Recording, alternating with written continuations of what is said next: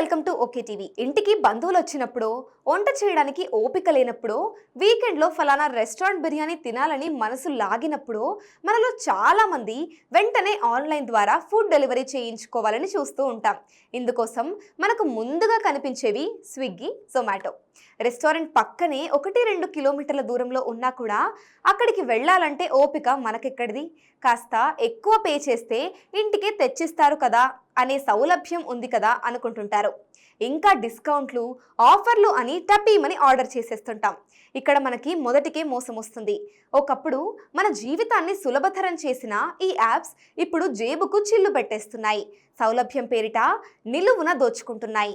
ఒకప్పుడు ఆహారంపై కేవలం జీఎస్టీ ఛార్జీలు మాత్రమే ఉండేవి.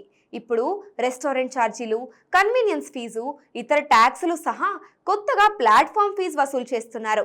ఈ ఛార్జీలతో కలిపిన ధర ఒక 20-30% ఎక్కువ ఉండడంలో అర్థం ఉంది.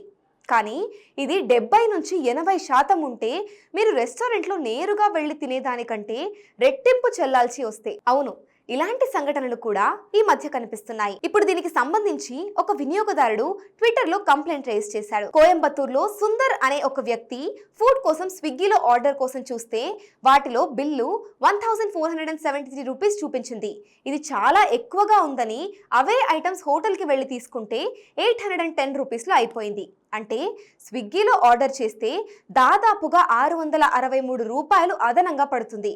దీని గురించి అతడు ప్రశ్నించాడు. అక్కడెక్కడో చోట కాదు, చాలా చోట్ల ఇలా జరుగుతుంటుంది. కానీ అంత పట్టించుకునే తీరిక జనాలకు లేదు. అయితే కమిషన్ ఛార్జీల వల్ల ఈ తేడా చాలా ఎక్కువగా ఉంటుందని తెలుస్తుంది. స్విగ్గీ, జొమాటో వంటి యాప్స్ రెస్టారెంట్లతో డీల్స్ కుదుర్చుకుంటాయి. దీని ప్రకారం ప్రతి ఆర్డర్పై యాప్స్ 15-30% వరకు కమిషన్ తీసుకుంటాయి. ఈ ఛార్జీలని భర్తీ చేసుకునేందుకు రెస్టారెంట్స్ ఆన్లైన్ మెనూ ధరల్ని నేరుగా హోటల్లో ఉన్న ధరల కంటే పెంచుతాయి. ఇంకా యాప్స్ తమ ఎగ్జిక్యూటివ్ శాలరీలు, పెట్రోల్ ఖర్చులు, ఇతర నిర్వహణ ఖర్చుల్ని భరించాల్సి ఉంటుంది. కాబట్టి రద్దీగా ఉన్న సమయాల్లో ఇంకా కాస్త దూరంగా ఉంటే ఛార్జీలని విపరీతంగా విధిస్తుంటాయి. ఇంకా డిమాండ్ ఎక్కువ ఉన్న సమయాల్లోనూ అధిక ఛార్జీలు పడతాయి. ఇంకా వీటిపై అదనంగా జీఎస్టీ, ప్లాట్ఫామ్ ఛార్జీలు, ఇలా ఇవన్నీ కలిపి ధర చాలా పెరిగిపోతుందని చెబుతున్నారు. ఇక సుందర్ పెట్టిన పోస్ట్కు చాలా మంది విభిన్నంగా స్పందిస్తున్నారు.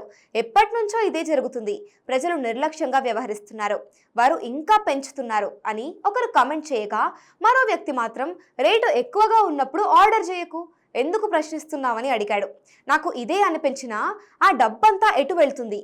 స్విగ్గీ, జొమాటో ఎప్పుడూ లాసుల్లోనే ఉన్నాయని చెబుతూ ఉంటాయి కదా. మరి ఆ వ్యక్తి ప్రశ్నించాడు. ఇక ఇవన్నీ కాదు, ఆర్డర్ పెట్టకండి, నేరుగా కాస్త దూరమైన రెస్టారెంట్కు వెళ్ళి తెచ్చుకోండి అని చాలా మంది సలహా ఇస్తున్నారు. మరి ఈ ఫుడ్ డెలివరీ యాప్స్ ఆన్లైన్ రేట్ల గురించి మీరేమనుకుంటున్నారో కామెంట్ సెక్షన్లో తెలపండి. For more updates keep watching okay TV.